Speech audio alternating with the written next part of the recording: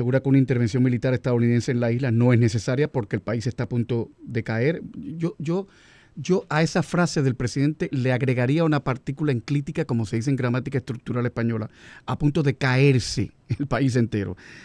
Estaba oyendo en NPR, la radio pública, a una persona diciendo que aparentemente, al parecer, algo estaría por debajo de la mesa sucediendo entre La Habana y Washington, antes que sea demasiado tarde, como dice el presidente. Pero dejemos la especulación a un lado.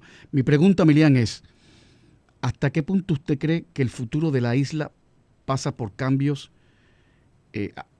al estilo de Venezuela o cambios internos profundos que puede propiciar la presión política del presidente Trump?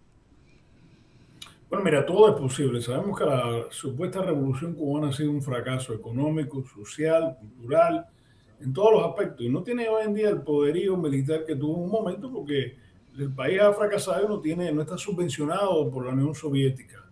Así que un cambio viene. Como había un refrán antes, antiguo latino, que decía: los tiempos cambian y los hombres y las mujeres cambian con el tiempo.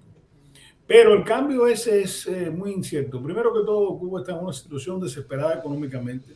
La caída de Venezuela, o por lo menos el cambio de liderazgo, porque Venezuela no ha cambiado, es el mismo régimen que era antiguamente, le ha quitado, le ha restado a Cuba el petróleo que necesitaba y eso solamente puede empeorar la situación en Cuba.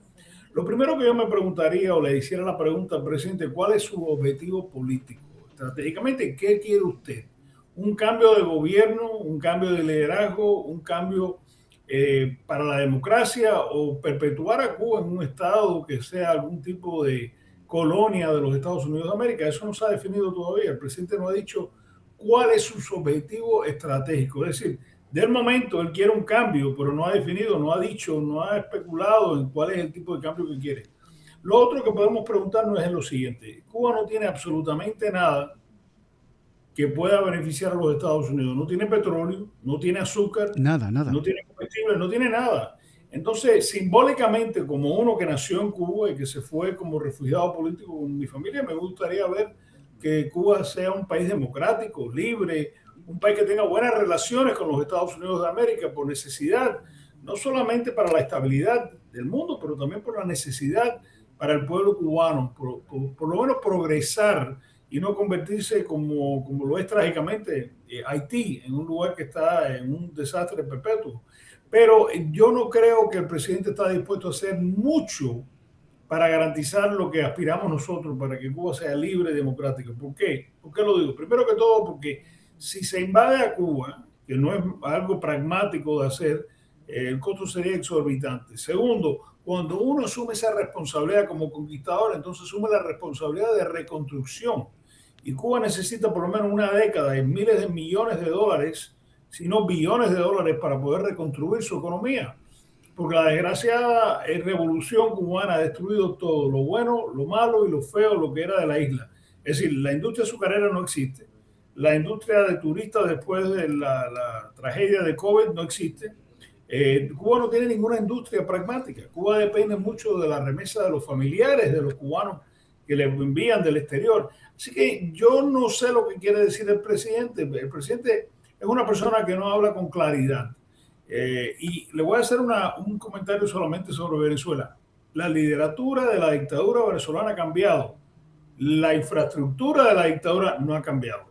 Es decir, todos los represores, todos los que están destruyendo la economía venezolana siguen en el poder.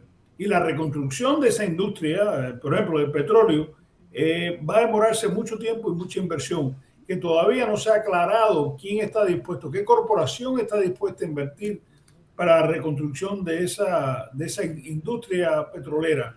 Sabemos que hoy en día casi 2/3 partes de la economía venezolana ha sido destruida, pero nadie ha asumido responsabilidad por esa reconstrucción. Así que queda mucho por definirse. Ojalá que cambie el sistema en Cuba, pero yo estoy un poco escéptico porque no veo que hay una claridad en los objetivos estratégicos de los Estados Unidos hacia Cuba. Bueno, la única certeza hasta ahora es que, como decía mi tía abuela Coloy, en Cuba no hay ni donde amarrar la chiva. Por tanto, para la Casa Blanca no hay ningún interés económico importante que sepamos con Cuba. Ahora, pensemos en términos geopolíticos.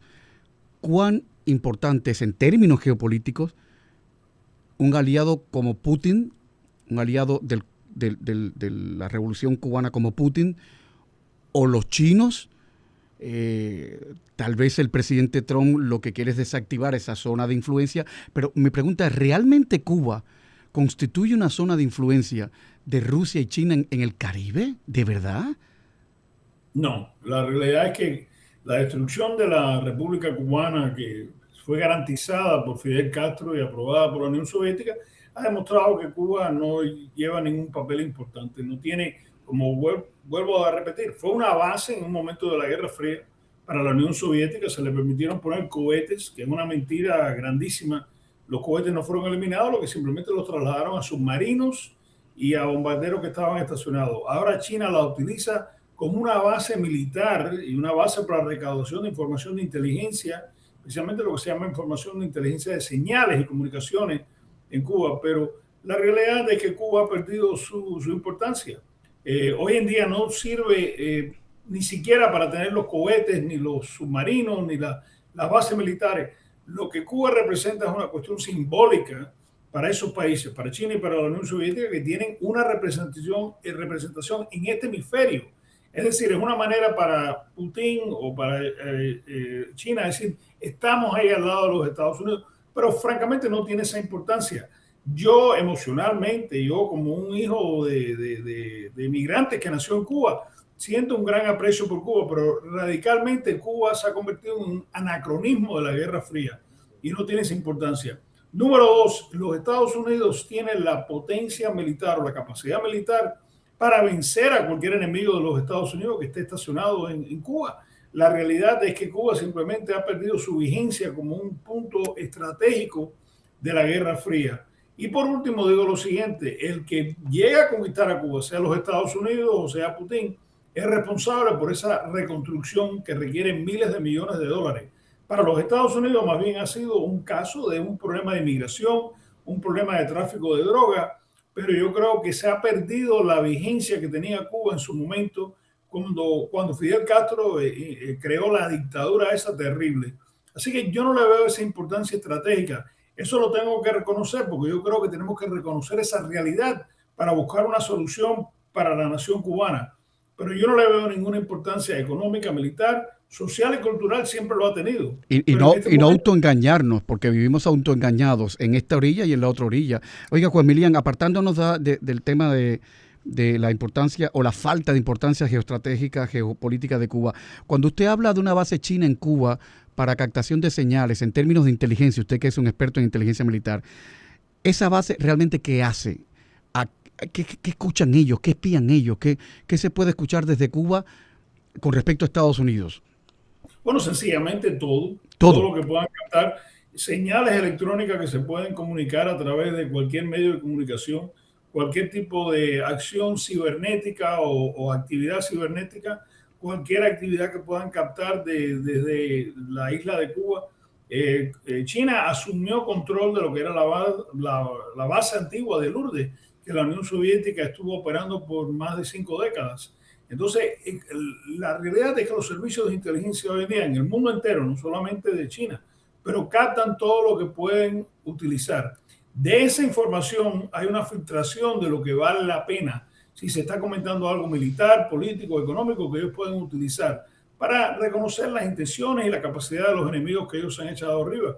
Y China ha sido un servicio de inteligencia a todo nivel mundial muy agresivo, es decir, ellos están involucrados a través del mundo en todos los lugares que puedan meterse. Tienen una base militar o de señales electrónicas en Chile. Así que todo lo que pueda reflejar cuáles son las intenciones o la capacidad de cualquier adversario que tiene China, sea una actividad política, económica o militar, eso es captado.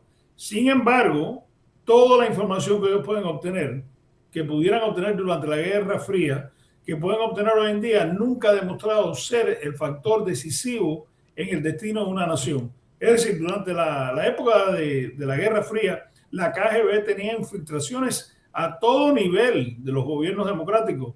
Sin embargo, perdieron la Guerra Fría. Y de lo mismo se puede decir de Alemania comunista, tenía un servicio que se llamaba el Stasi, que era muy buen Como servicio. no, la Stasi, sí. Sí, tenían penetraciones del Departamento de Estado y Cuba también ha tenido suerte. Mira, tenían a Ana Belén Montes en la Agencia de Inteligencia del Departamento de Defensa. Sin embargo, es irrelevante porque el destino de las naciones es basado en más que ese tipo de información. Es basado en la capacidad económica y en la brillantez de un pueblo que puede modificarse o que puede avanzar en tecnología y en cuestiones económicas. Ahora usted hablaba de Ana Belén Monte y yo recordaba la red Avispa, que fue una cosa patética, porque algunos de sus miembros ni siquiera sabían inglés, y los que habían penetrado en el Comando Sur como janitors no sabían inglés.